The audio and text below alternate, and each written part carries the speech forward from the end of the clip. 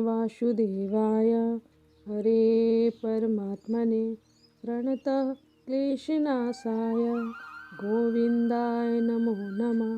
कृष्णाय वासुदेवाय हरे परमात्मने प्रणतः क्लेशनाशाय गोविन्दाय नमो नमः।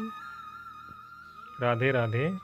मैं पिछले कई वीडियो से आप सब भक्तजनों को बाबा जी के द्वारा दिए गए ज्ञान से अवगत कराता रहा हूँ।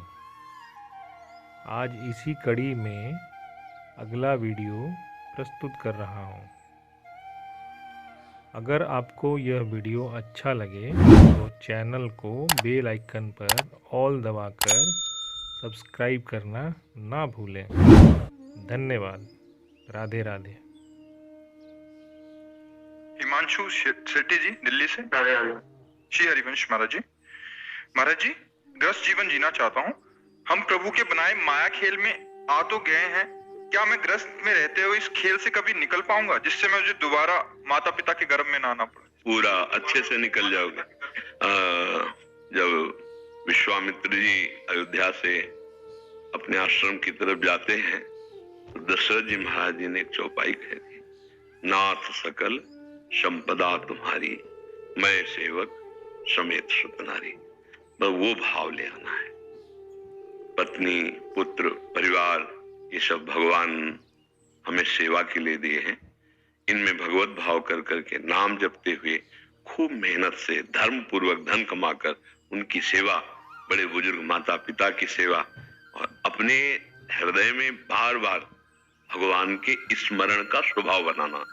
अभ्यास योग युक्तेन चेतसा नान्यगामिना। ऐसा हम अभ्यास करें कि हमारा चित्त बार बार राधा राधा राधा राधा ऐसा रटने लगे। तो नाम चल रहा है और हम अपना काम कर रहे हैं और वो कर्म भगवान को समर्पित कर रहे हैं, और प्राप्त उससे जो फल है उसका धन आदि, उससे हम परिवार की सेवा कर रहे हैं। और अगर हमें लगा कि 4 रोटी हमसे बच रही है, हम औरों की सेवा में लगा देते हैं, निश्चित भगवत प्राप्ति हो जाएगी। दोनों मार्ग भगवत प्राप्ति में समर्थ हैं, विरक्त मार्ग और गृहस्थ मार्ग। गृहस्थ मार्ग में जीव मार्ग को न जानने के कारण फंस जाता है, तो क्या विरक्त मार्ग में नहीं फंस जाता है? फंसाव तो दोनों में। दोनों को ज्ञान प्रवीण होना पड़ेगा, राग रहित होना पड़ेगा। ऐसा नहीं कि वो विरक्त हो गया तो भगवान को प्राप्ति ही हो जाएगा। नहीं नहीं, बिन विवेक वैराग भक्त बिन सत्य नए को मानो, भगवत विमुख कपट चतुराई सो पाखंड जानो। वो पाखंड में भी फंस सकता है, भक्ति का रोग है। भक्ति भी रोग युक्त हो जाती, दम्भ और पाखंड रूपी रोग हो जाता है। तो गृहस्थी में बहुत दैन्यता से अगर चले तो निकल सकता है। भगवान का आश्रय और परिवार को भगवान का स्वरूप समझना और अपने कर्तव्य पर ध्यान देना, पारिवारिक जनों के कर्तव्य पर ध्यान न देना। जैसे हम सेवा कर रहे हैं माता पिता को, वो हमारे लिए कटुवचन बोल रहे हैं, तो हम उनको ऐसा बोलना चाहिए कि नहीं बोलना चाहिए, इस पर हम नहीं जाएंगे। अब हमको क्या करना चाहिए? हमको सहना चाहिए और उनकी सेवा करनी चाहिए। ऐसे पत्नी है, ऐसे पुत्र, परिवार, हम उनको जितना हमारा अधिकार है उपदेश करेंगे, सुधारने की चेष्टा करेंगे। नहीं सुधरेंगे, भगवान पर छोड़ देंगे। हम रोएंगे नहीं, हम द्वेष नहीं करेंगे, हम लड़ाई नहीं करेंगे। अगर हम ऐसे भाव से, गंभीर भाव से नाम जप करते हुए चले तो पूरा परिवार का कल्याण हो जाएगा। प्रणत कुटुंब पाल रघुराई, बड़ा आनंदमय गृहस्थ जीवन हो जाएगा और भगवत प्राप्ति तो निश्चित हो जाएगी। क्योंकि भगवान को कर्म समर्पण करना और भगवत स्मरण करना, भगवान के आश्रित रहना, यही तो भगवत प्राप्ति का स्वरूप है। समझ पा रहे हैं आप? कोई नशा मत कीजिए, गंदे पापाचरण मत कीजिए, नाम जप कीजिए और धर्म पूर्वक धन कमाइए। प्रधानता धर्म की रहे, धन की नहीं। जहां धन की प्रधानता हो जाती है वहां अधर्म होने लगता है, पापाचरण। पापाचारी कभी भगवान का भजन नहीं कर सकता। पापवंत कर सहज स्वभाव, भजन मोर ते भाव न काऊ, जो पे दुष्ट हृदय सोई हुई, मोरे सन्मुख आव की सोई। तो इतना ध्यान रखें, ये प्रतिकूलस्य वर्जनम श्री कृष्ण अनुकूल्येन, प्रभु के अनुकूल चले, प्रतिकूल आचरणों का त्याग करें और सद आचरण। ये तो सर्वाणि कर्माणि मयि सन्न्यस्य मत्पराः, सारे कर्म भगवान को समर्पित करके भगवत परायण नाम जप कर रहा है, वो तो संत है। गृहस्थ में रहते हुए उसे भगवत प्राप्ति हो जाएगी। समझ पा रहे हैं? परोपकार का वर्णन बहुत आया है जी। धर्मशास्त्रों में कहा यत्र यत्र तत्र सर्वत्र शास्त्रे च परोपकार वर्णिता वर्तते। गुरुजी एक चीज ये है कि परोपकार है क्या?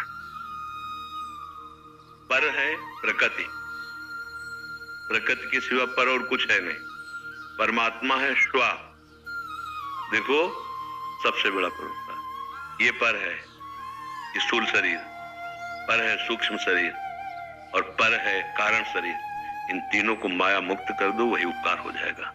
स्वा में स्थित हो जाओ, सबसे बड़ा परोपकार। अगर इसको सुधार लिया तो फिर प्रकृति का अपने आप सुधार हो जाएगा। आप भगवत तत्व के ज्ञाता या भगवत प्राप्त हो गए। सतरति सतरति सा लोकांतार्यति, बिल्कुल व्यवहारिक भाषा नहीं, क्योंकि आप परमार्थ के प्रतीक हैं। ये तीनों शरीर माया जनित है, प्रकृति से बने हुए। प्रकृति पर है, आत्म स्वरूप स्वा है। स्वा में स्थित हो जाओ, इस पर का त्याग करके ये बहुत बड़ा परोपकार कर दिया कि बार बार जन्म मरण के बंधन से मुक्त हो गए। अगर ये ना किया, दूसरों को खान पान दे देना, पानी दे देना, रुपया पैसा दे देना, ये सब दान पुण्य के अंतर्गत आता है। सच्चा परोपकार ये है, इस जन्म में कर्म बंधन को विध्वंस करके जो संचित कर्म है और क्रियमाण को भगवत समर्पित करके प्रारब्ध को भोगते हुए अपने स्वरूप में स्थित हो जाओ, भगवत प्राप्त हो जाओ। इससे बड़ा परोपकार कोई नहीं। आप समझ पा रहे? हाँ। अब जब इस कोट से आपकी स्थिति हो गई तो आपके द्वारा जगत मंगल स्वाभाविक होगा। खुशबू इत्र की आ गई तो सबकी घ्राणेन्द्रिय में अपने आप पहुंच जाएगी। आप भगवत आनंद में डूबे हुए जिधर निकलेंगे ना, सातरति सातरति सा लोकांतार्यति मम भक्ति युक्तो भुवनम पुनात। वो दृष्टि से वाणी से मात्र केवल वहां खड़ा हो जाए, जगत मंगल करना शुरू कर देगा। इससे बड़ा परोपकार क्या हो सकता है? जी स्वयं माया मुक्त होकर के दूसरों के भ्रम का नाश कर दे, इसे ही परोपकार कहते हैं। जैसे कपड़ा दे दिया, खान पान दे दिया, औषधि दे दिया, ये तो प्राकृतिक क्रियाएं हैं। संत जन इसे परोपकार नहीं। परोपकार यही है, उसे भगवान में स्थित कर देना। तो पहले स्वयं स्थित हो, इन तीनों शरीरों का राग त्याग करके सच्चिदानंद में स्थित हो गया।